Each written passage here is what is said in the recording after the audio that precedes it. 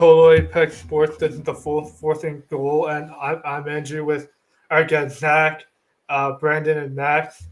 And yeah, we're gonna be recapping a pretty wild Week 12. There were a lot of big underdogs that came close to winning or covered that basically. Um, Before we start the recap, I did want to talk about real quick the Daniel Jones release.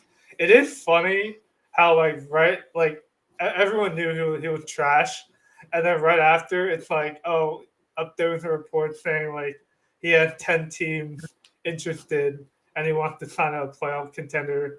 Um, and he's like, I mean, he's in no rush to sign, which is I mean, I am kind of curious where he would sign. I have a team that I think actually would benefit from him backing up, but where do you think he ends up at, Max?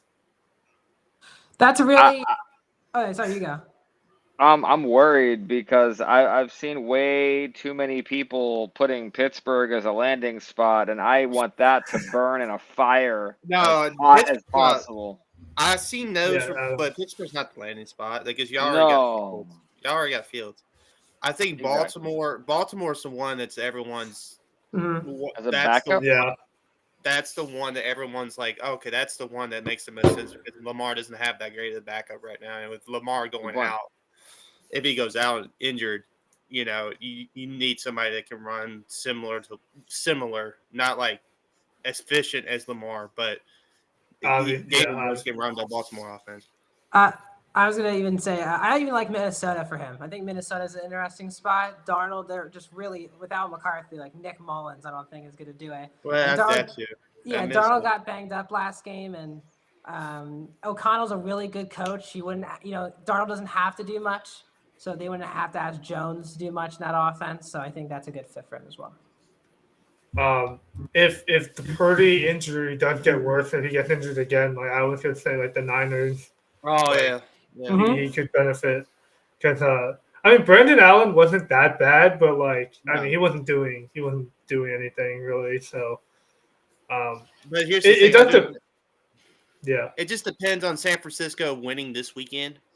If Hmm. they win this weekend and keep their season alive, then maybe I would sign Daniel Jones for San Francisco. But if they lose to Buffalo, they might as well just look forward to 25 at this Yeah, point. yeah. But yeah, we got to get back to the recap. We got from Thursday night. I've honestly I don't know if I've seen that bad of a snowstorm like mid game turn from like 0 to like 100. Like I thought it was gonna be like it'll be snowing like a decent amount, but like that was crazy.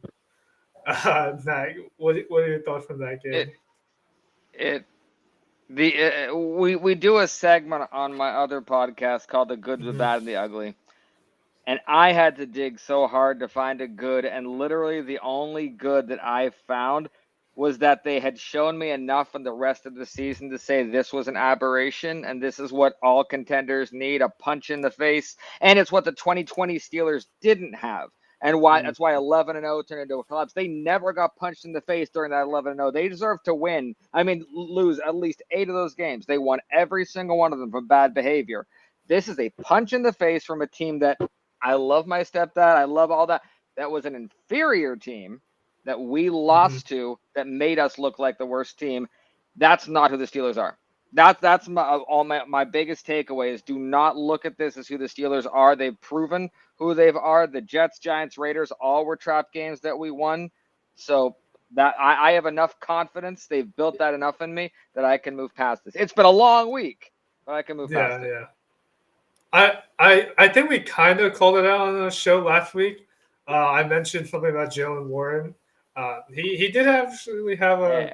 a decent game, but yeah, it was kind of interesting. It was like even like I get you have to run the ball like in the snow and the elements, but like it got to a point where I mean both teams knew what they were doing, so they just try to sell out to stop the run And I don't know if anybody knew that Justin Fields was going to throw on third down. yeah, So maybe there's that one. I'm not bitter. I swear I'm not. yeah. I thought like in terms of like the throwing, like it was actually not as bad as the I only agree. Yeah. the only two drops were the that Njoku touchdown drop. Man, that hurts in fantasy Yeah. so bad.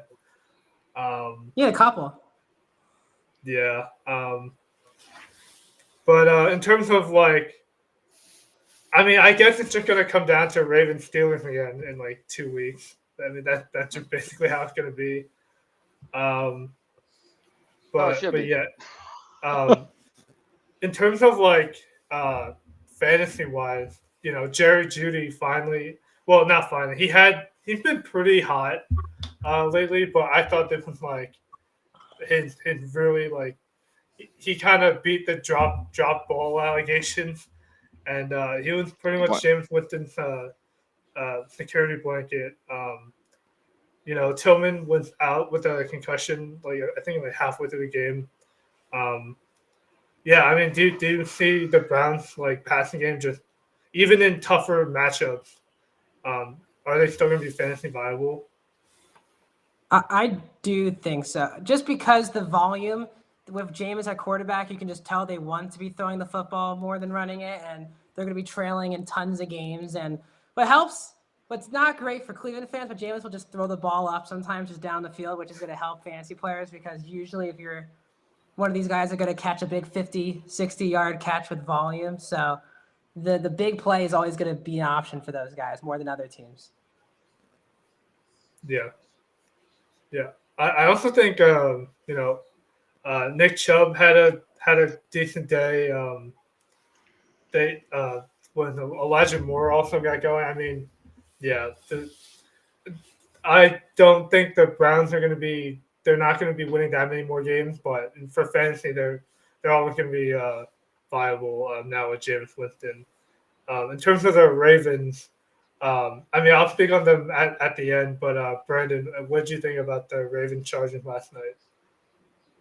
My thoughts are, Derek. If you get Derrick Henry the ball, it's Baltimore's going to be formidable because that's the thing. The Philly figured it out with Saquon getting him the ball is their measure of success. And Baltimore, in every game they've won, pretty much is they fed Derrick Henry. They've used the passing game.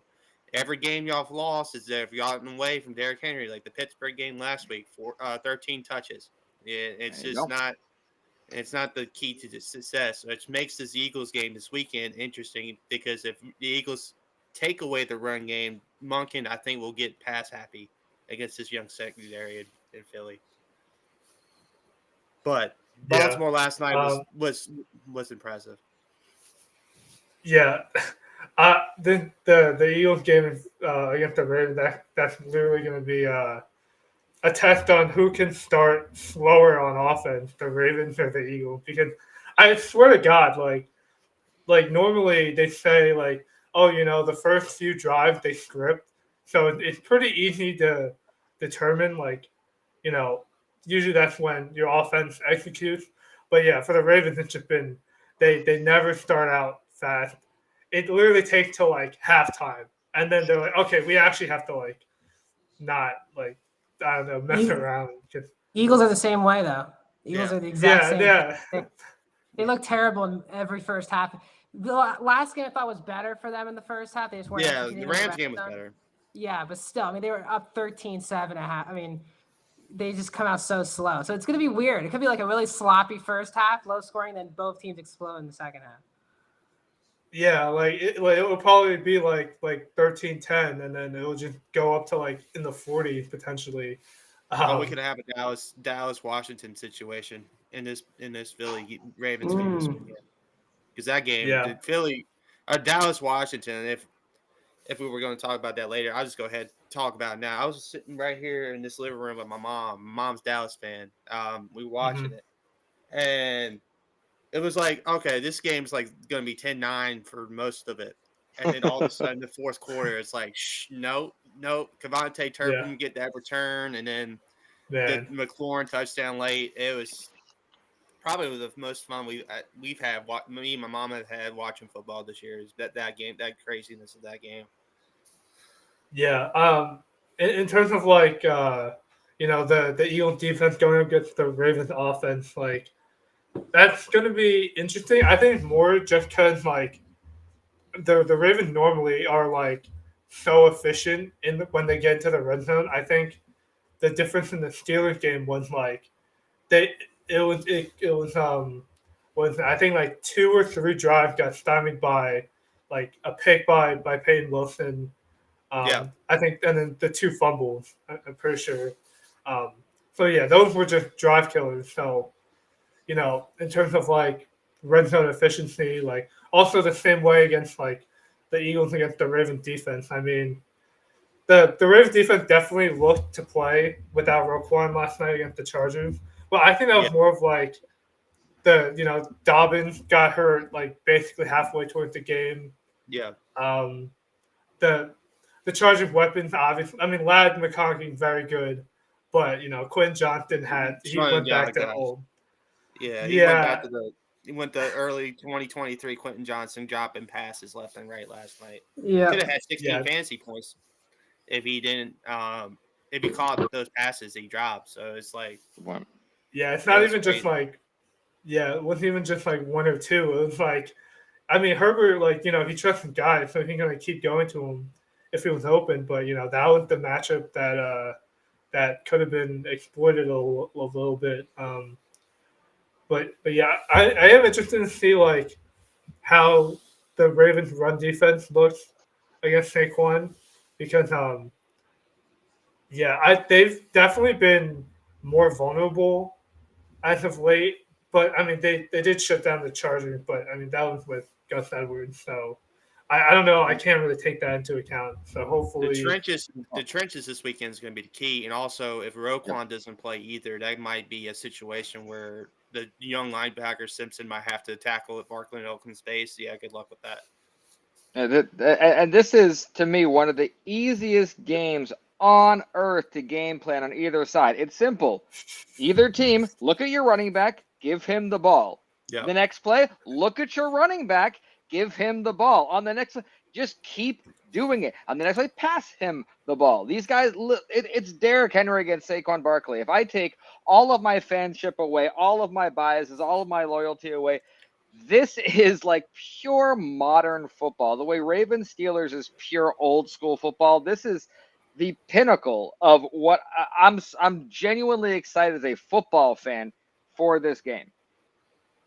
Yeah, I think what also is interesting is that Baltimore is so beatable against the pass. The Eagles could get an early scheme of trying to be pass happy early just because the Ravens have they're just not good against the pass. If Smitty's playing or not, it'll be a difference. But again, people forget in that early part of the Eagles game, they just kept feeding AJ really early in the game. That opened up the run game. So I think they'll probably try to do that once again in this game. yeah. For me, I think if Smitty plays, it tips the scales to Philly because Baltimore can't cover both AJ or Smitty. If Smitty doesn't play, then I could see a couple plays go the way of Baltimore if Jalen does force a ball that he shouldn't force a ball into kind of situation. But it should be a good one this weekend. Right. Like Zach said, like it definitely it should be, all run early in the game. But then like the play callers get kind of cute with it and then, try a deep shot, that could be incomplete or a turnover or like, stuff like that could happen. So yeah, it's gonna be interesting in terms of like how they game plan. But yeah, we could talk about the Eagles game against the Rams. I watched about like halfway through. But yeah, Max, what did you see from I guess coming from like the Rams side as well, like I guess this leads me to like the bigger question, like who's gonna win the NFC West? Because I thought the Rams had a shot, but I still think if like for teams in the playoffs, it's probably the one team in the NFC West they probably don't want to still see just because McVay is such a great coach and Stafford. I still think Stafford's really great. It's just that game just showed the Rams don't just have a very gettable offensive line. And when you face a defensive line like that, Stafford just could not hold the ball at all in that game. That was kind of the difference. They couldn't get the ball down the field. Kyron keeps fumbling too, which is becoming a big problem for them. But they're very young defense. I think that defense, is a year away of being where like the Eagles defense could be, is now with their young guys. But from the Eagles, I just thought it was their most complete game of the season. The first drive, while it ended in a field goal, they just schemed it way better. The play calling was really good. They got Saquon in the passing game a lot more, which was nice. I think Jalen just looked in the most control he's been. He was smiling. He wasn't, the CEO like he's been. I think it's good to see him crack a smile or seem like he's having fun. It's that type of team right now. So I was very surprised. I was expecting a very good game. I was surprised that game was over by halfway through the third quarter. Well, for me too, the end of the first half could have got dicey with them going for trying to for the score, then running the ball out like Arizona State tried to, and luckily they got bailed out by Josh Sweat making that sack at the end of the half. And then opened up the third with Saquon going 70 to the house. I knew once that 70-yard run was made by Barkley, the game was over. The Rams' only two scores really before garbage time was the two questionable DPI calls. Mm-hmm. Really questionable, especially the Isaiah Rodgers one. The Slay one, you could see maybe why the ref called it with his hand on the hip kind of thing. It kind of turned it, but that's still a soft call. And then the Isaiah Rodgers one. I mean, the coolest still had an opportunity to catch the ball. So that's not, to me, that's not defensive pass interference. But I digress. Eagles, most impressive win because a lot of people are like, okay, how your defense is going to play that against that Rams offense. Now, Nakua still got his own. Kupp still got some stuff going now, mainly the late touchdown given up by Sidney Brown. Propped up Cooper Kupp's numbers a little bit. But Nakua's that receiver that I've been, kind of soft on, but I think Nakua's been leaning towards being a good number one in this league. Also, for the NFC West question, I think the Rams could be the team if they can get Kyron to stop fumbling the ball. If Jared Verse can have more of an impact on the pass rush. And then also if they can keep Stafford upright. That's just to me. I think the offense, like Max was saying, I don't think any NFC team wants to see the Rams in the playoffs. They gave the Lions a run for their money in week 1. They've given, the Bills. They'll play the Bills later on this year. They'll play some good competition as the season goes. But for me, right now, I think it's either going to be the Cardinals or Seattle. I think those are the two right now. Based on Seattle, I think Seattle can do some things to get the division. And you brought up a good point. Now, I'll expand on it. The NFC, that's such a strange division because you look at it from the outside and it just looks like a bunch of school kids fighting. But the truth is, any of them get into the playoffs, if by any means necessary, if the 49ers find a way, you don't want to play any of them. No, any four of those teams could become that team that make a run. So it's a weird and scary division that you just hope that only one out of the three makes it. And I think it's going to be only one of the three because the NFC North is going to. Yeah. The NFC North is going to be, I think, 2 of the 3 wild cards, and I think Washington. Now, here's where I could have the dilemma. If Washington keeps on falling down and not looking like the Washington of the last that was 7-2. Then I could maybe see a second NFC West team, or maybe if Tampa Bay comes back around, and gets with Mike Evans back and everything like that. Oh, yeah. Tampa looked really good on Sunday, so maybe Tampa might make a run at the playoffs if all things considered.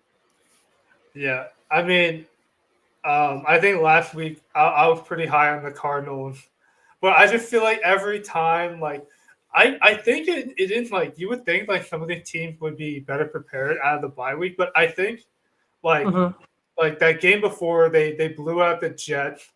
I think when you play like abnormal games like that, and then you have like a lot of rest, like I think it does throw like some momentum off a little bit. I mean, maybe Seattle defense has been playing better, um, but I just don't know what was up with like the Cardinals offense, like because Well, like all the Lemon stuff, Field, I was going to say Lemon Field is always one of the loudest stadiums. So maybe communication, yeah, especially like the quarterback with the young receivers. Still, even though James Conner's been around, Kyler's been around, but a lot of the scheme is like young scheme still for the like. Really, last year Murray was in there the week 16, week 17. So now Murray with Marvin Harrison Jr. being his number one, it might have the crowd noise might have had a lot of a factor to that with Lumen. I was even going to say, like, Seattle is such a frustrating watch because they are, like, especially offensively, they're just one of the most talented offensive groups in the league, and they just don't look it at all. Like, I think it's a Geno thing more than anything. I just think Geno's limited and is kind of, I mean, a lot of teams would kill for one of those three receivers to have on their team. I mean, they're stacked at receiver, two really good backs. Any of them. It's such a weird team. Like early in the year, they would just score a lot, and I think it's on film now. And Geno just he's like so hit or miss. There's some drives where he looks great, and there's other times. There's a reason why he was bouncing around the league. It's a weird team. Yeah, and like they don't even use like Kenneth Walker has been getting there in fantasy just because he's been used more in the passing game.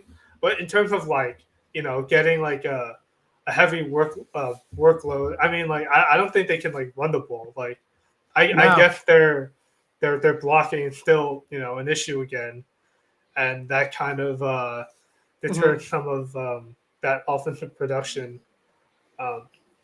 In terms of another NFC West team, the Packers stomped the Niners. I think the Niners, like, if they can't come up with the winning at the Bills, like they're cooked because they just have been dealing with too many injuries. Like McCaffrey's not all the way back. I would say he's still like kind of being. Well, I guess he's like being used a lot, like his old self, but he's just not like efficient. He's not as explosive. Like McCaffrey last year, the one run he had the fumble on, I felt like he would have been gone last year. You know what I mean? He would have been hitting his head on the goalpost last year. But this year, like his Achilles, the tendonitis in his Achilles might be slowing him down a little bit, which would allow Green Bay to have the angle to catch him, and that's true. Maybe bracing his fall caused him to fumble. That's where I'm at with it. I mean, maybe the leg speed isn't quite there for McCaffrey right now because last year. Go ahead, Zach. Go ahead. I'll let you. No. You're absolutely right because it also could be the accumulation because you remember he took a beating before he came to San Francisco. Yeah. Everyone was amazed at how he bounced back. That was a limited window. I don't think San Francisco was willing to say is starting to close because that age is going to creep up a lot faster with someone like him because I guarantee it's going to start feeling harder and harder for him to get back to game ready. And that we're seeing is that's a really, really great point. That it's starting to creep up those things. So that window I'm talking about in San Francisco, you can feel it starting to. Yeah, that's scary. It's tough when you have a team with all injury-prone guys. It's tough to overcome. I agree with you earlier. Like I don't think Allen was actually that terrible. Like the ball went right through his hands. That basically was the game. That was the pick. Yeah, that was actually a nice ball in a tight window, and it should have been caught. They're just an injury-one team. Debo looks off. McCaffrey's off. Kittle can barely play. Trent Williams is on his last legs. And this whole Purdy thing is so. They're very confusing about how they're talking about it. It's like out of nowhere. Now they don't know. They're being very weary about how long it's going to be. This is a weird situation, and they can't really reboot because they've paid all these guys already. Yeah, and the 49ers have felt weird from the beginning, haven't they? Yeah. It felt like a weird season, and I don't like to celebrate injury. I never will. But there's a history of when you use and mock the Steelers, whether it's through a towel or something, bad things happen. Ayuk used the Steelers. bad things happened. So I'm just saying, it's a culmination of a lot of bad decisions the 49ers, I think, have made leading into this that I don't think they were prepared for this particular season to happen. And a lot of other Yeah. people could have been. 2 words. Yeah, I 3 words. also, Super Bowl like- hangover. Yeah. Super Bowl hangover. That's what you point. can attribute this season to. So Nice. Yeah. Yeah, real. their defense has also taken like a pretty big hit. Without Nick Bosa there, like they don't really like Fred Warner. Like he's been great, obviously, but Trevor No Warner Greenlaw. missed a few games, but yeah, their defense just isn't what it used to be. But I mean, I think this game was more of also like, I guess basically all the backs that changed to new teams are like league winners because Josh Jacobs showed off a little bit against the Niners. I mean, it's kind of weird that the Packers are also have been feeling off this year, but they have a running back they can rely on. The Jordan Love didn't even have to throw that much, but No. man, I was telling my friend to start Christian Watson because he had like 20 points the week before, and They then dropped that. Yeah, a Get lot me of started drop with the Christian issues. Watson drop. That was a nice ball too. It was a good ball. I had him in that two win league, and I was trying to just play spoiler, and I was close because I had to avoid the Rams, but that's the thing. The Rams were going to get their points anyway. But if Watson catches that touchdown, I would have made my opponent a little nervous. So I was like, gosh darn it, Christian Watson. Yeah. So. Yeah. But to go back on the point you were starting to make with Jacobs, if Jacobs doesn't get the ball that much, Love is like another Brett Favre in Green Bay. Like he has that tendency to throw the ball like into dangerous spots like Brett Favre would. And back in the day, and as a kid, I'm like, okay, Brett Favre is playing an NFL game. Either he's going to throw for 400, 2 touchdowns, or 3 touchdowns, no INTs, and the Packers are going to blow him out. Or Brett Favre will have a 2 interception day, maybe a fumble lost, and the Packers will lose by 10 Yeah. or something like that because of the defense would keep them around. And I think that's what this Packers team is this year. It's an early model Green Bay with Brett Favre, not Aaron Rodgers. And I think Jordan Love is that gunslinger that will take risks. Now, that is a good quality, and there could be some bad qualities. And look at the playoff game last year against San Francisco. The one interception he threw late in that game cost him the game. And several interceptions this year he's thrown have cost him the game. It almost cost him against the Rams in Los Angeles, and did definitely cost him against the Lions in Lambeau a couple weeks ago.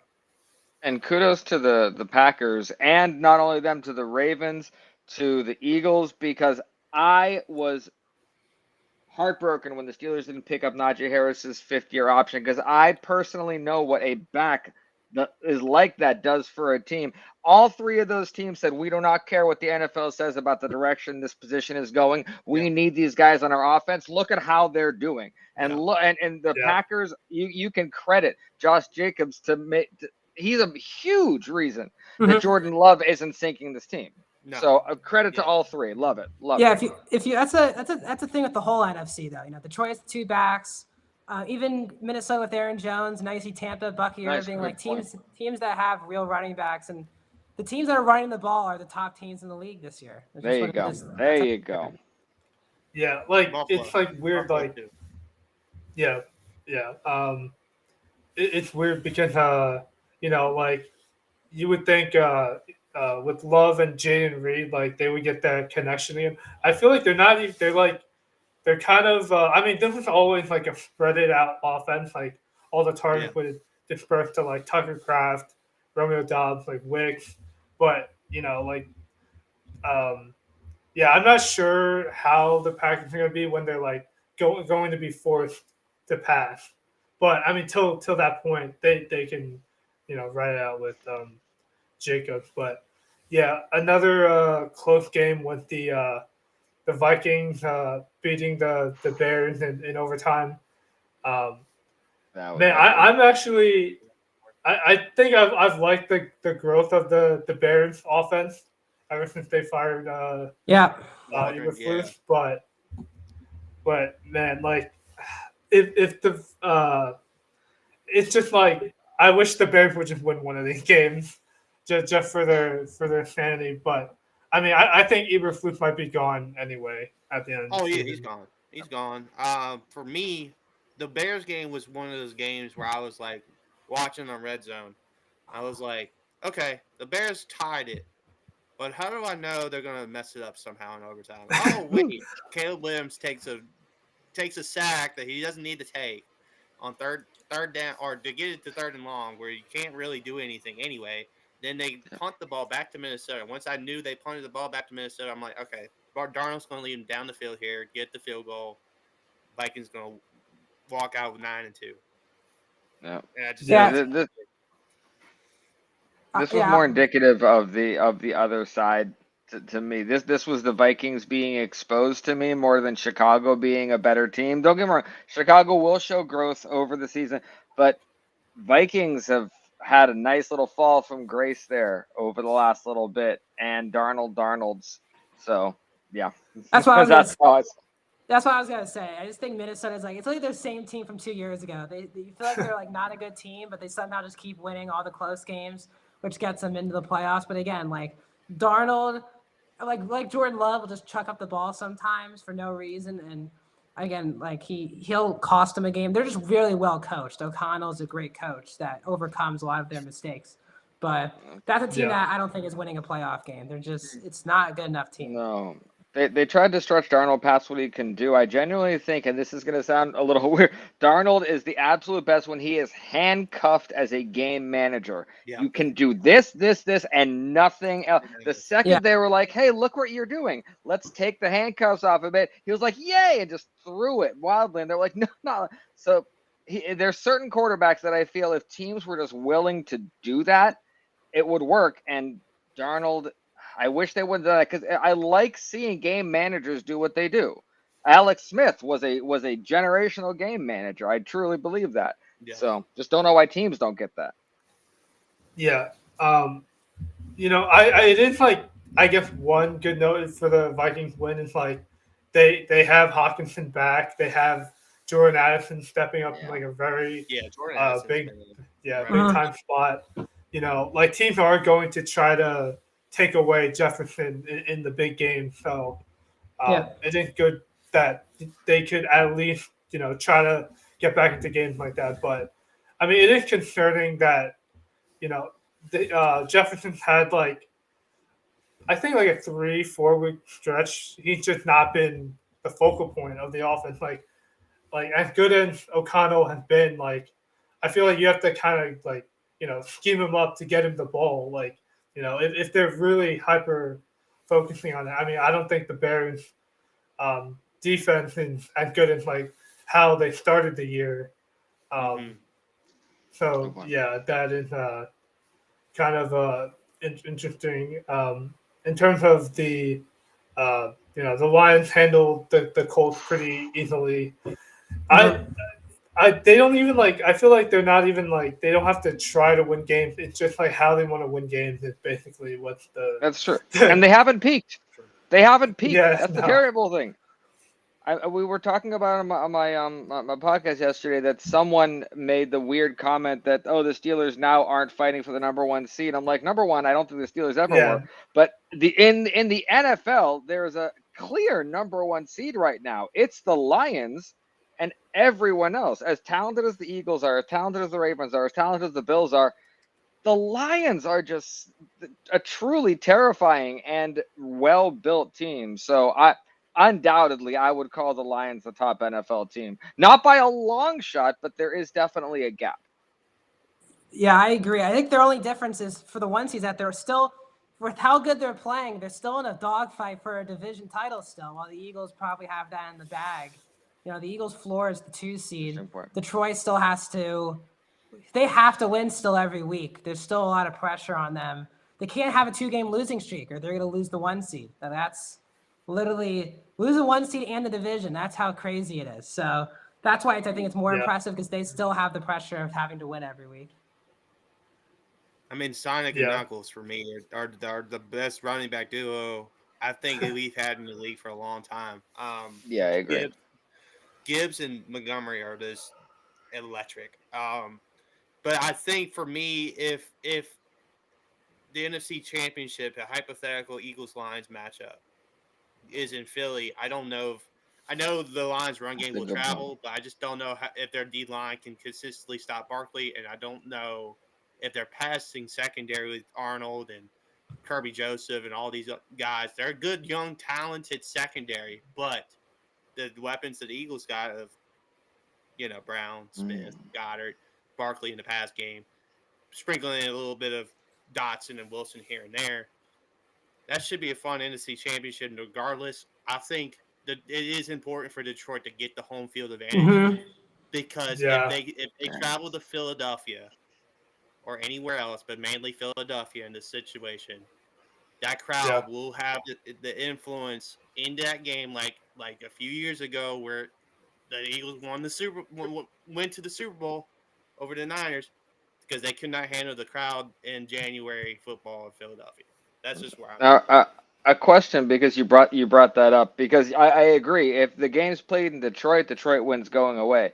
But in Philly, I can see Philly win going away if it's one of the classic kind of clear, really chilly nights.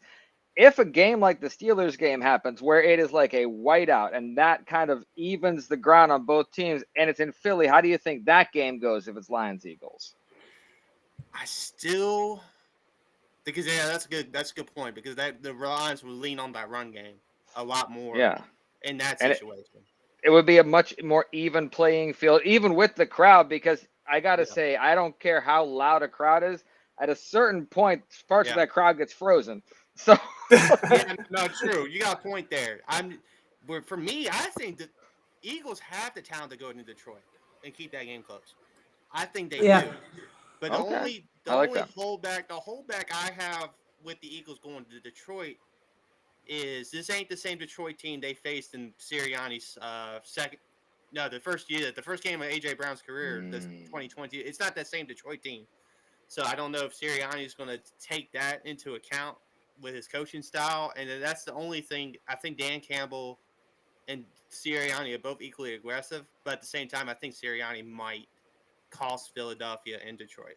Now, on the other way, I think Dan Campbell might cost Detroit and Philly, like he kind of did in San Francisco last year.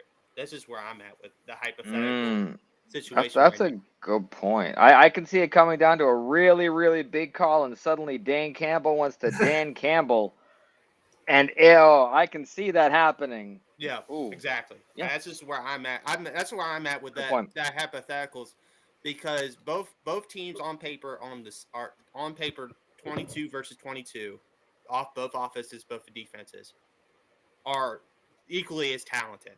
I'll Yeah. give the edge to the Lions offensive line, even though this Eagles offensive line has been phenomenal these last 7 weeks. Panay Sewell is just a freak out there. They still got the and then I love Lane. Lane, don't get me wrong. I've been a Lane Johnson guy. Ever since he's been drafted to Philadelphia. I mean, I think he's been the best right tackle in the league for a long time.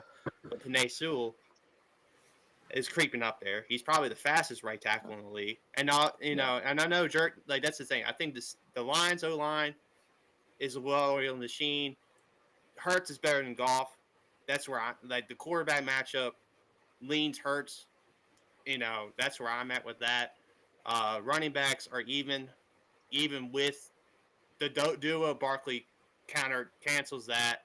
The receivers, I could say Philly, but with Smith playing now, Amon-Ra and Jameson Williams have been so good this year. It might be kind of close Mhm. to That's a even good point. there, but I think for me, I still get the edge. The pass catchers, all the pass catchers, Philly, because Laporta has been down this year. When they have used Goddard, Goddard's been productive, at least somewhat productive. Um, Defenses, secondary, Philly, linebacker, tied. And I never thought I would say that as an Eagles fan. I thought Lions would look like when Anzalone and would blow away Yeah. Philadelphia. But with Zach Bond and N'Kobe Dean, how they've been playing this year, now I could elevate that a little bit. And then the trenches, Philly. That's Yeah. the defensive trenches, Philly. Now, if somehow Agent Hutchinson gets back, maybe. But I still think the better D tackles are in Philly. The better edge rushers are in Philly, even without Brandon Graham, which that was devastating to hear that after the game on Sunday night was Brandon Graham's injury. So Yeah, just to add, I think the key difference could be Goff playing in the elements in Philly. I think playing under a roof is important for Goff, and yeah, if you get Goff outdoors in the cold, that's a player who, playing from a West Coast guy, played for the Rams, that could be a tricky, January game for a guy who's a West Coast guy. So I think that's the key in that matchup. And one X factor box that the Lions do check that I weirdly place very, very highly is they don't just beat lesser teams, they stomp them into the dirt. And weirdly enough, that's really important to me in someone who I'm going to consider a contender, that you go in and you treat those teams like the Steelers should have treated the Browns or all that. Like you go in and they aren't even teams. Well, that's 452 on Jacksonville. I was like, gosh dang it, why did we play around with Jacksonville? They have to come down to Kobe Dean getting the interception when the Lions just did that in their home dome only. Exactly. And some teams think that like doing that is like a 24-9 or something. No, Lions, it's a 50 burger. Yeah. That's what's stopping a lesser team. That's a team with not just confidence, but the kind of like Miami University swagger that's dangerous. But here's the thing too: Goff has thrown 5 picks in the dome too. Like he threw 5 picks in RNG against Houston.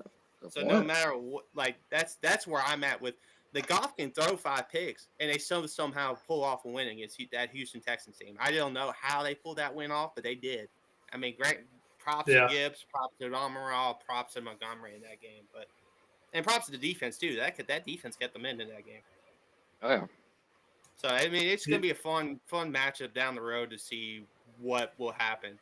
And I think we're gonna get to the Texans right now. Yep, right there. Look at that. Yeah. Speaking of the Texans, I don't know if they're a serious team. I don't know if they're doing anything in the playoffs. Their defense. The funny thing is, their defense has been way better, but even with Nico Collins back and you have Joe Mixon, the regression of Stroud has been kind of crazy to see. I mean, I know the Titans have a good defense and everything, but man, you're getting outplayed by Will Levis. Well, they had 8 sacks and a pick 6 too. To be fair, I mean, the offense for Houston just hasn't clicked. To be fair, I think for me, ever since Diggs went down with the ACL, this Texans team has not been the same because he hasn't had the guy that could be in the intermediate. Yep. With that was Diggs' role this year. He was the intermediate guy in the slot. He can get you that 10, 15-yard catch, and then the drive would keep moving and moving and moving. That's what they were. And they had when the Collins injury happened, they would rely more on Diggs. Then Diggs got hurt, and once Diggs got hurt, then there was no one that could get open in the intermediate. Stover is a good tight end. I like Cade Stover. Stover is a potential good tight end in this league, but he's not ready for that shine quite yet. For me, and that's what happens. The more longer that someone takes to get open in this league, more time for the D line to get through a weaker O line, especially at the interior, at the guard spots, and that's the Houston Texans' problem right now. They don't have anyone that can really get consistently open other than Collins. Dell is a good piece. I like John Mechie. Hutchinson's also a decent piece too, but at the same time, it's just these guys are unproven right now, and it just Slowick is not scheming it. He's not doing the right scheming that he needs to. And Go ahead. I was just gonna say, I think it's more than the receiver. I just think they can't protect Stroud, and Stroud feels like he's kind of handcuffed, and he can't get the ball out. He gets hit really hard. It feels like every time he throws the ball, and that really messes with your psyche as a quarterback. And I think at this point, the teams again, it really does come down to O-line and D-line in this league, and Houston just isn't there O-line wise, and it's gonna probably cost them in January. No, Yeah. I might be one of the few people who believe this, but I think this isn't as much a regression as the Texans hitting a particular speed bump in this iteration of their rebuild that a lot of teams have to do, and it's learn how to win. Yeah. Teams have to learn how to lose, but learning how to win is just as hard. And this Texans team wasn't ready to learn how to win without Diggs' veteran experience. And Yeah. you were absolutely right. It wasn't just the talent. The second he went down, a lot of guys either got overexcited or underexcited, or their highs and lows were too much. And so this Texans team has to learn how to win, and that's where they are in their rebuild. So I don't think this Texans team is a fraud. I don't think we can call them that. But I do think this Texans team this year doesn't know how to win just yet, and that's okay. They're okay. Well, that's the thing too. I think the division they play in also doesn't help them either. The AFC South is not the best. Like when you look for testing themselves for January football, Great point. that's not really testing them Mhm. because you got the Colts. They swept them easily. Now the Titans did come in their house and did get that win last weekend, but at the same time, I kind of think it's like we were saying, Titans have a good defense. They can do that to people at times. So it's like, but that's still not going to get you ready for that. The face of Pittsburgh, get a Buffalo Bills, a Kansas City Chiefs, a Baltimore Ravens, like teams like that where they're tested, especially the two AFC North teams. They're tested every week when they play division. Kansas City, I mean, Kansas City is Kansas City, and they have the best coach, best quarterback, no doubt about it. Kind of duo right now, so that you're not going to be Kansas City playing the way they played against Tennessee last week. And Buffalo Bills, you're not going to beat them either because Josh Allen's going to sling it all over the field, and then you have to get away from Joe Mixon. And once you get away from Joe Mixon, we saw it. We saw them getting away from Joe Mixon last week, and what happened? They lost it in the second half, and Stroud had to create space, runs out the back of the end zone on a crucial play. And the route, I don't think the routes were that great on that play either. Third and long, you're trying to get the first down, but at the same time, you kind of probably have to give them a little bit something to try to get. You have two plays to essentially get the first down there, and they just didn't do that. Yeah, I think some of it, like I think Bobby Slowick might have lost some head coaching opportunities by sticking around this year. I mean, for better for worse, like we'll see. But yeah, his play calling's kind of been very predictable. I know like the mix and runs have been great this year, but I mean there comes a time where like the teams are like expecting it, and I think they're keyed in on it. And then when they don't have that, and they have to get away from it because they have to go catch up. Stroud. I think they peaked last year a little bit on offense. They overachieved because Tank Dell this year is not the same player coming off the injury. They don't have Diggs, like you said. Like, yeah, I'm just not sure. Like, it's gonna be a wait and see to see how the team is like come into next year. But I mean, the good thing for this division is, I know Anthony Richardson. They just lost to the Lions, but I mean, if the Colts can at least maybe win one or two more games, I mean, they can get close enough to the Texans. We got to remember this: no matter what the Colts do, the Texans have the head-to-head, the two wins. So A lot. They got the two wins in both games earlier in the year. So it's like if the Colts get close, okay, Houston would have all the tiebreakers. Now Tennessee with the win here, but I don't think Tennessee will get that close this year. And obviously Jacksonville is just trying to get either the top two, top three pick at this point. And don't forget that while Brandon Ayuk's riding that negative karma, Houston's getting that positive karma for saying, "Hey, look, our quarterback's a criminal. We don't know what's going to happen. We should probably get rid of him."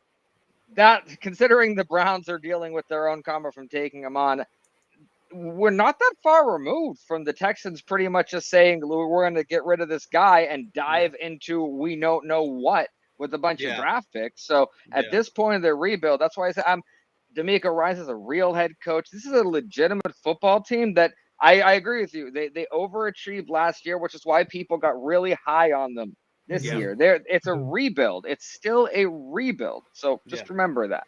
And I Yeah. think they're more 3 years or maybe next year if they can stay Yeah. healthy. But maybe 2 years because I don't know if they bring. I mean, they might bring Dix back. It just depends on their salary cap situation. But at the same time, you got to remember they got to pay Stroud in a couple of years too, and Yep. so I don't know what that would look like. It just depends on what they do salary cap wise. But for Mhm. me, I think next year will probably be the year we talk AFC Championship with Houston. So that's where We'll I'm see at that. with Houston. Long as it's Yeah. against the Steelers, I'm fine with that. Yeah. Speaking about the Titans, you know, they're probably they might win maybe a game or two, to finish off the year. But I mean, how do you think they approach this quarterback situation going into next year? Like, I mean, Will Levis has definitely played better. I would say he still had, the 11th moments. But is it worth it to? I guess it depends on where they finish, if they have a top 5 pick or not. But Yeah. do you think he warrants getting another year at the starting job? No. Max's head shake is right. Yeah, no, I don't I don't. He's not a good enough player. That dude, even in the game the week before that against Minnesota, they were kind of in that game, but he only made one really good throw, which was the long touchdown. Outside of that, he was pretty awful in that game. But they're another weird team. They actually have a not awful roster around him offensively. They have a Yeah. good back, solid receivers, a really solid tight end. I actually Two do. good backs. I think Yeah, Tajay Spears is a good back yeah, too. I think They they're got actually two yeah. good backs. I think they're actually a quarterback away from being really competitive for that division. I do think it's the quarterback. And I Yeah. think with And the This Callahan might be. move, Yeah.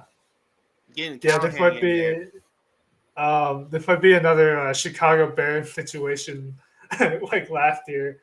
I mean, I guess the difference is the Titans are probably not going to be bad enough to get like the top overall quarterback or anything Mhm. like that. well, But they could get like they could get in that top 10 range where they can get potentially a Ward or Milrow. I don't think they'll get Sanders. Um, I don't they mind them doing a veteran quarterback too for next year and yeah, waiting another year. They're a good enough Oh, yeah. roster where they get like a kind of decent veteran quarterback that could get them some wins, and then they can go use some capital to get quarterback. It's just not a good enough quarterback draft where they're going to be to give up so much. I I, think. that might actually be weirdly enough to their benefit because they have something that a lot of teams overlook. They have a really solid backup quarterback. Yeah. Mason Rudolph is a solid, and Mason Rudolph knows what it's like to be mistreated as a backup, so he's less likely to do it. So you could bring in a rookie or a young guy who's more of a project. And Yeah. I genuinely believe Mason Rudolph is going to do everything Ben purposely didn't do for him. So I even though it's a lesser draft, you can get a guy who's more of a project, and start Mason for a little bit, let the guy learn from him. Mason will enjoy the time in the limelight, and then Mason will gladly step aside. Dude's Yeah. used to putting his ego aside. It's a positive situation in that sense because they are a quarterback away, but now that yeah, makes their quarterback pool a little wider. yeah. Yeah. Going back to the Commanders Cowboys game, I mean, is this more of like, this is just what the Commanders are like, the Cliff Kingsbury offense falling off in the second half of the season. I saw a thing with the Cowboys, like they're saying like Mike McCarthy might get a contract extension. That would just be like hilarious. That would be You know, so hilarious. That would be yeah, so hilarious for all NFC East teams if the Dallas Cowboys keep on riding with this incompetent situation they're in. But for the Commanders side of it, for me, they were a team like I knew once I saw them get to the start, I was like, okay, they're gonna probably fall off because they faced a defense in Pittsburgh. They faced Philadelphia in their first real test. Well, Pittsburgh was their first real test, but then Philly, then they played Dallas at home after 10 days. Now, this was me thinking with Dak Prescott in there, not with Cooper Rush. But still, Cooper Rush did some things to that defense that I thought Dak Prescott was going to do to that defense, which was expose their missed coverages, and I didn't think this too. I didn't think Dallas was going to run the ball. They actually ran the ball pretty well last weekend, and I was like, dang. I was like, how that's a concern with this Washington run defense, and that I didn't think we would have. And like this point of the season, because Washington has been, was good at the run, they were just giving up big plays in the pass game. But right now, the run defense isn't up to snuff. Now that might be the Jonathan Allen injury rear ends ugly head. And when Jonathan Allen went down, they lost a huge piece with that. So that might be the correlation there. Also for me, I thought this team was 2 years away at first, and then Daniels was playing the way he was. I was like, oh, okay, they might make the playoffs this year, but I know they're not going to win the NFC East. In my mind, I'm not worried about Washington. And then they got Marshawn Lattimore. They were like, oh, this is our time. This is our time. And they still haven't had Marshawn Lattimore out there. That shows that the Saints knew something about the hamstring injury. And they're like, okay, we'll give you Marshawn Lattimore, sure. And you're not going to see him right away like you want to. And we haven't seen him since he got traded. They're hoping he comes back sometime soon. They probably have him back for the Philly game in Washington. Maybe they might have him back by then, but who knows at this point. Daniels has not looked the same pushing the ball downfield. I don't think it's the ribs anymore for me. I think it's just the offense being kind of like you were saying with Kingsbury, hitting that December lull that his offenses normally hit. Also, too, like they don't have another weapon outside of Terry McLaurin. So if you focus all your attention on McLaurin, Noah Brown, an older Zach Ertz who's been a good tight end this year, but an older Zach Ertz, a Diami Brown, Luke McCaffrey, who I like moving McCaffrey a lot. He's a good young kid, Ed McCaffrey's son, Christian's younger brother. So I think he'll be fine in the future, but not right now. And if you want to contend in the NFC, I think you need another weapon on the outside. I think there's a good receiver class this year. And if Washington picks the right receiver in the draft in April, I think they'll be for real next year. Yeah, I think the Commanders are kind of. Yeah, I think the Commanders are kind of like the Texans from last year. Like they kind of hit a good stride, and it's kind of falling apart a little bit. I mean, in terms of like the Commanders do anything in the playoffs, I think they could win a wild card game, but it honestly just depends on who. But if they can somehow get the 5th seed and play the NFC South division winner, maybe. Mm-hmm.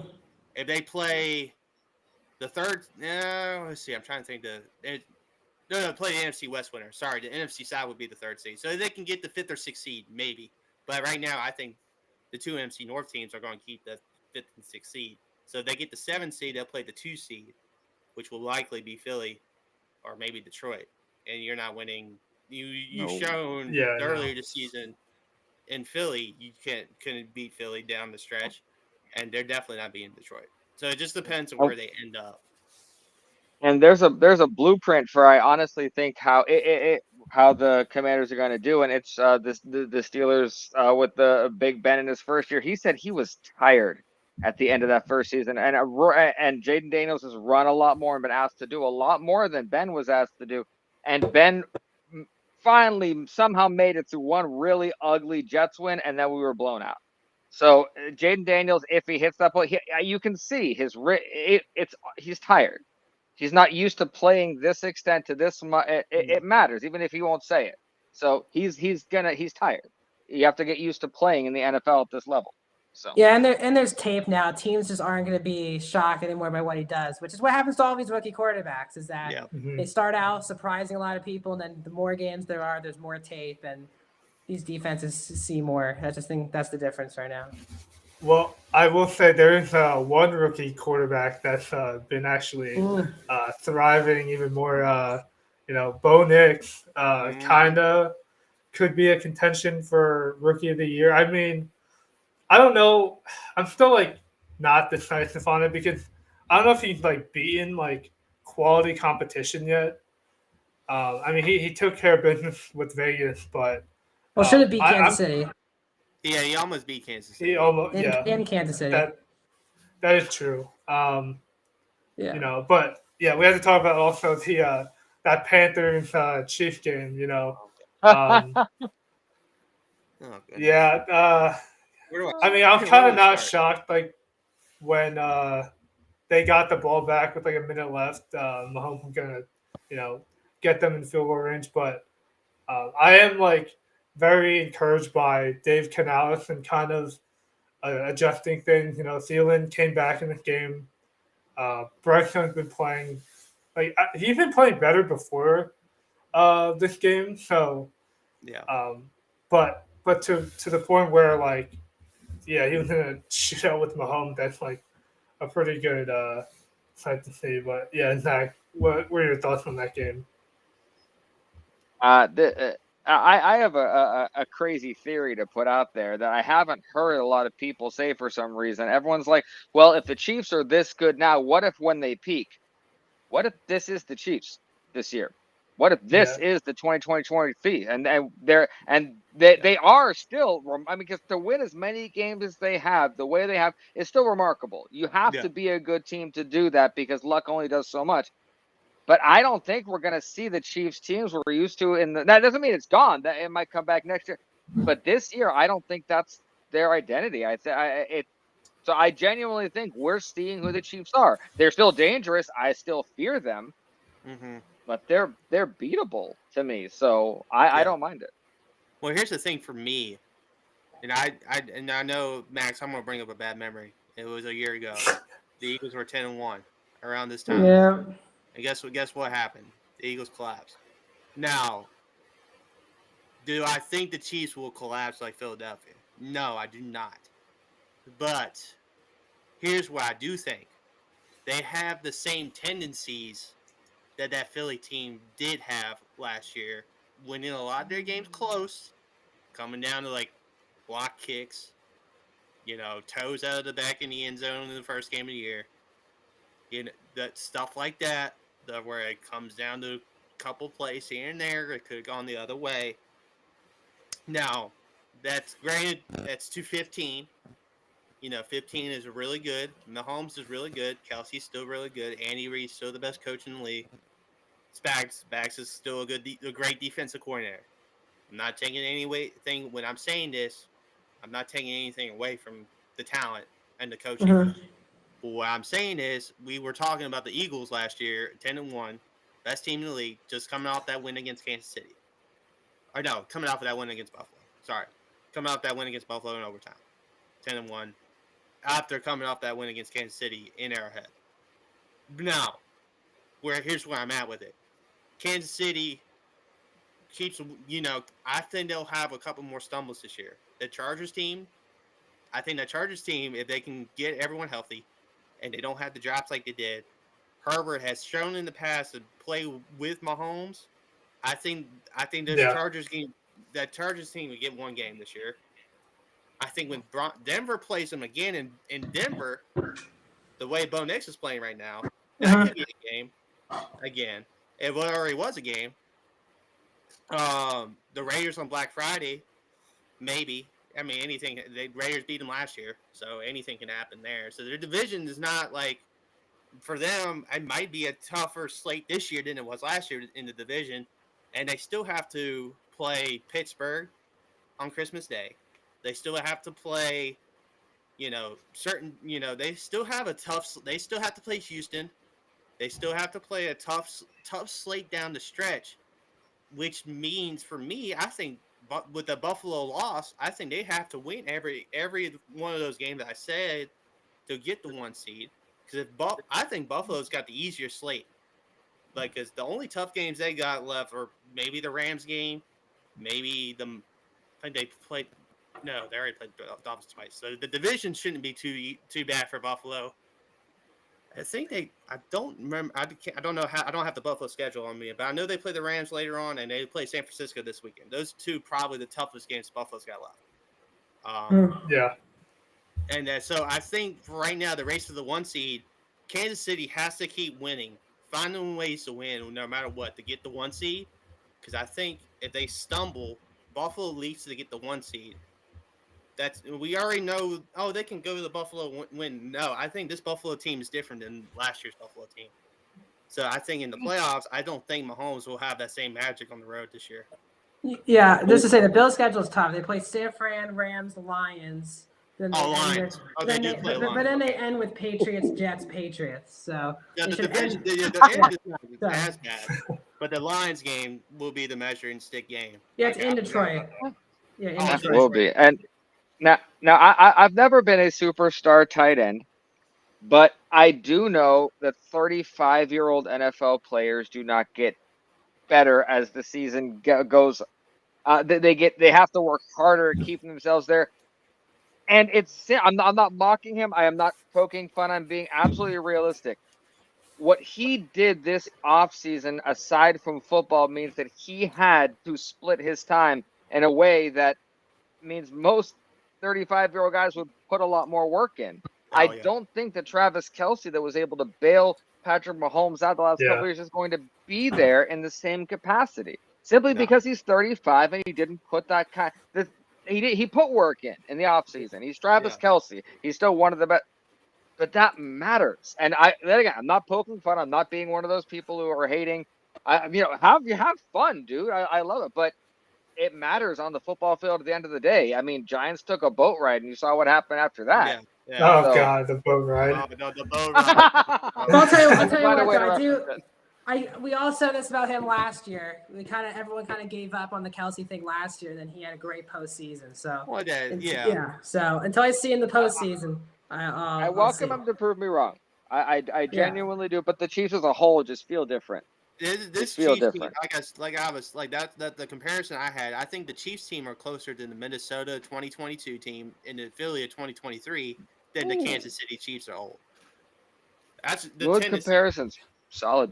because that's where I'm at with it. Because if you look at those teams, right, those two teams, they've won a lot of close games last year that they probably shouldn't have. The Philly and Minnesota, they won a lot of close games that they shouldn't have.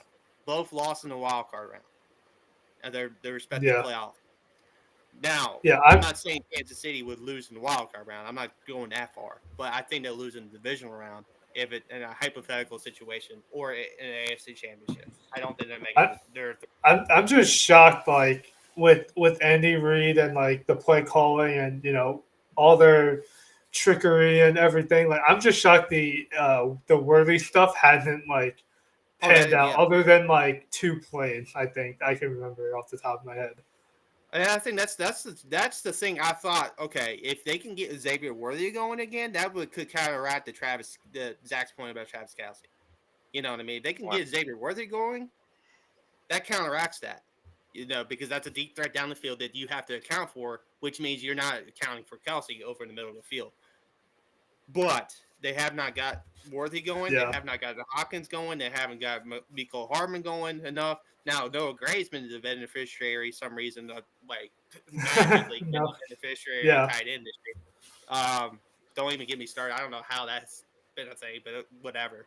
But it's just, for me, I feel if they can get Worthy going, my points are mute, because they could get to New Orleans again, just on that talent alone. But if they don't get them going, my points remain valid, because I think they are prone to some mistakes. Matt Holmes has thrown more interceptions than he has to this point of his career at any other season this season. And I'm not saying Matt Holmes will turn it over in the playoffs, but what I'm saying is, situationally, he'll have to try to make a throw, and it might not be there in January. I don't think Josh Allen isn't just watching this like a hawk, because Josh Allen hates losing to Patrick Mahomes, and he knows right now this is his best chance this season with this Patrick Mahomes. If he can't beat this Patrick Mahomes, he's not gonna get. He's not gonna ever beat him. Yep. It's the same thing with Lamar. If Lamar doesn't beat him this season, will Lamar ever beat him? No. The only guy so far that has beaten Patrick Mahomes in the playoff game is Joe Burrow. Or really have beaten them in the playoff game, Joe Burrow, Tom Brady. Yeah, that's it. And I think. Yeah, I mean, speaking of Joe Burrow, real quick, Zach, you can cover the Steelers game against the Bengals. I mean, this should Steelers should get away with the win here. But I mean, this Bengals team is trying to crawl back to a wild card. So in terms of like historically, like how have the Steelers fared in Cincinnati? It's always been back and forth, but it's always been weird offensive battles. Whether it's Hushmanzada Oh, and that's interesting. Johnson or Yeah. Burrow and all, or Chase, the one thing I know is that we can't do what the other teams did, where Burrow throws like 7 touchdowns and still loses. No, Burrow throws 7 touchdowns, we're losing that game. I think we'll win, but I'm concerned about our defense. That's the number 1 passing offense in the NFL. Not the best passing offense in the NFL, but the 27th ranked rushing offense in the NFL. Yeah. So it's going to be another game where I'm going to keep the defibrillator handy. I think we'll win, but mainly because, like I said before, the Steelers have instilled enough confidence in the last couple games that I truly believe we are the kind of team that won't crumble. So I hope they don't prove me wrong. Yeah. I guess this is getting back to end the show. In terms of like the teams you don't want to see in the playoffs, like I guess my final question is like, which team would you take, the Chargers or the Broncos right now? I think it's pretty close. I mean, Give I me that Broncos guess secondary. Give me that Denver. Broncos secondary. I think Okay. that Broncos team. I do not want to see a Broncos team with, especially that secondary. I just don't. Especially with the AFC pass. So the top teams in the AFC are more pass heavy. I would not want to see that young Broncos secondary. Yeah, I was a big Bo Nix fan for years. I've got a lot of apologies over the last 2 weeks from people saying you were right. I think this is not a talented team. The fact they have 7 wins and could have a 10-win season, I don't know how Sean Payton isn't coach of the year, in my opinion. I mean, that is not a good roster, and they have turned into a really fascinating team. Courtland Sutton, who after getting bageled on Thursday Night Football with no targets, has turned into like a top 5, top 10 receiver since that game. Yeah. They have really good Yeah, that's backs. crazy. Really good backs. They're well coached, and they have a great secondary. I would still take the Chargers because I think Herbert can make those big plays for them in a playoff game that maybe Bo couldn't make right now. But Yeah. I agree with that. Yeah. Never trust a Harbaugh. Not in the playoffs. That's what I say. So you just can't. They'll find a way. Andrew, you're awesome, love you, but it's just they're gonna find a way to do something where you break a TV. And I agree, Bo Nix is more special than I thought he was. Yeah. So I'll be one of those people that make that apology because I was mocking him. I did not make a comparison to Tebow, but I was getting it ready on the off chance I needed to pull it out.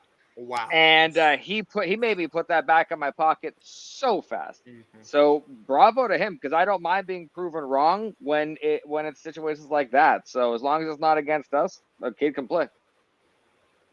Yeah, the funny thing is, I mean, I'll speak on the Chargers like a little bit, but yeah, their defense this year has been like pretty good up until they played Cincinnati. And then that kind of the Ravens, I'm not surprised, like even though the Chargers had like I think like a top 11 rushing defense, they were probably gonna get run on just because that's kind of how those kind of bend but don't break defenses work, and when you don't get the stops and stuff. I mean, I'll go back to the Ravens before we end the show.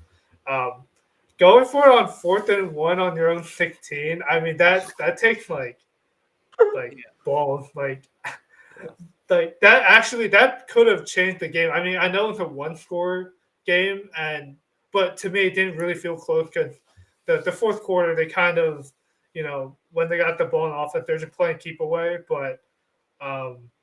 Yeah, I mean, if they keep, like I'll trash on John Harbaugh, however, but I mean, I'll give him credit where he deserves it. But yeah, in terms of uh, like the AFC picture, I think don't the Steelers so they play the Ravens again. They play the Browns again. We have the Bengals twice, Browns once, Ravens once, Chiefs, and Eagles. That's the remaining game. Not in that order, just the order that came to my head. Mhm. Yeah, So. Yeah. So they had all the division games left, before the last couple. Yeah. And by the way, this is put the tinfoil hats on because does anyone think it's sneaky that the 1 year they finally get Mike Tomlin into Hard Knocks is the 1 year that all the AFC North games for the Steelers are in the end? Yeah, that's crazy. That is crazy. Yeah. That is weird. Just saying, little creepy, right? Like that. Tell me that wasn't set up that way. Good. I think it was set up Yeah, that no, way it was. because they were thinking maybe the Steelers are going to be one of the worst teams in the division. That's A probably lot of why they people set expected it too. That's what Yeah. maybe that's what they were thinking. They were underestimating the Steelers a little bit, but it is what it is at this point. I mean, the Steelers are. I mean, that's the thing. That Steelers game, the Steelers Eagles game. My friend's getting married that weekend. That's a Steelers fan, so I'm gonna wear green just to mess with him a little bit. Oh, nice. Okay, well I literally don't have a state rivalry thing, but this year it's a game that it's a litmus test game. How good are the Steelers really? Because if you guys like beat us 70-3, I'm like, oh well, How we have to go back up. But even if we don't win, if we make it a game, goodness, that'll be a fun game. I'm excited for it. Like no animosity. I'm really excited for that game. Real quick, Zach, I wanted to ask you about the Steelers defense. I mean, was that something like the Browns kind of just schemed towards like selling out to stop TJ Watt, or was it like? It was a mixture of so much. It was Mike Tomlin is notoriously bad at preparing with a very short amount of time because he's bad at delegating. So he tries to do everything for everybody in the 3 days that we have. And the only practice we had was a shorts and shirt practice. And for some reason, the only person on the Browns defense capable of, actually beating us, we decided not to actually be ready for. I mean, he wanted against the and no, but you are right. TJ Watt teams are selling out. You guys sold out. You guys had a tight end on him every single time, and then it's not just one offensive lineman. One offensive lineman hits him and rolls him to the next one and rolls him. Then Myles Garrett just gets nudged by Darnell Washington and then runs through for the. So it's a whole thing. But no, it was out coaching. But I do not take anything away from Myles Garrett. Myles Garrett wrecked that game. Yeah. Well, that'll do it for Total Effect Sports at the 4th and Goal. You guys can plug your socials, Max.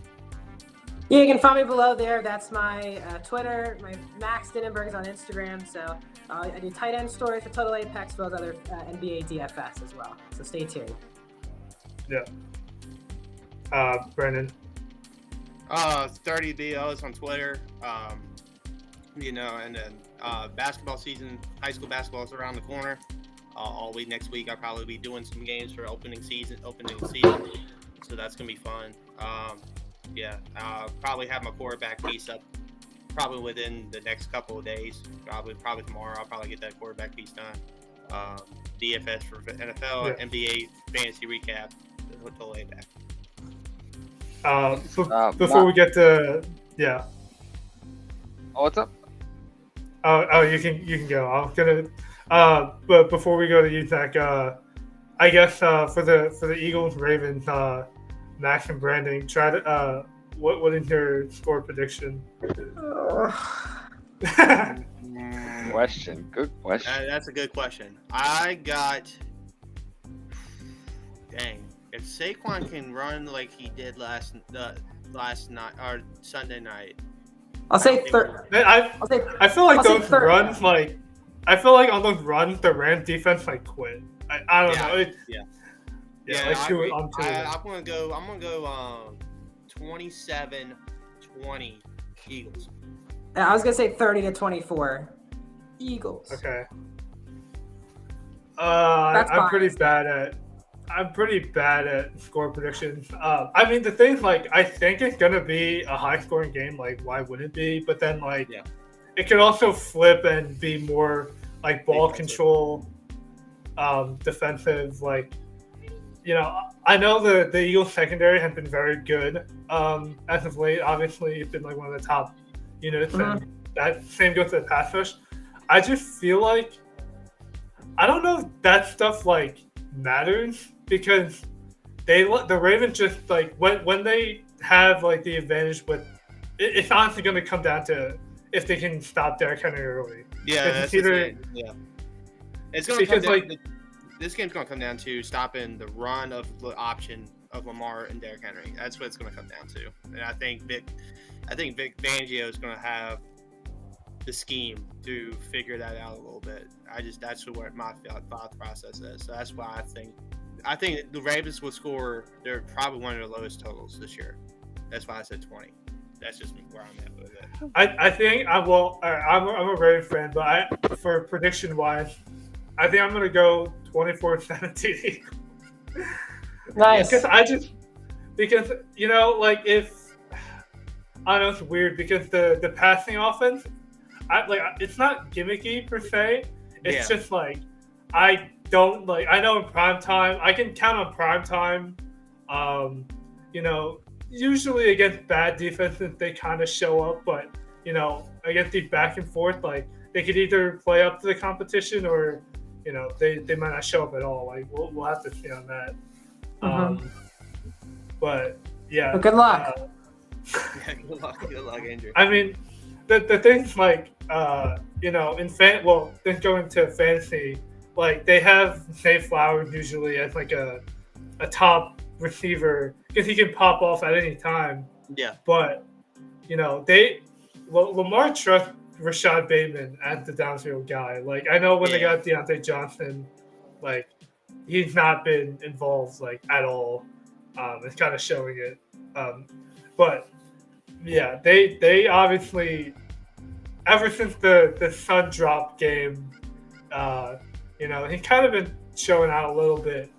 But yeah, I mean, like honestly, like Zach, to close it off, like I wouldn't be surprised if like Deontay just doesn't get involved till like the last week of the season. Like they have enough chemistry with Aguilar and everyone else anyway.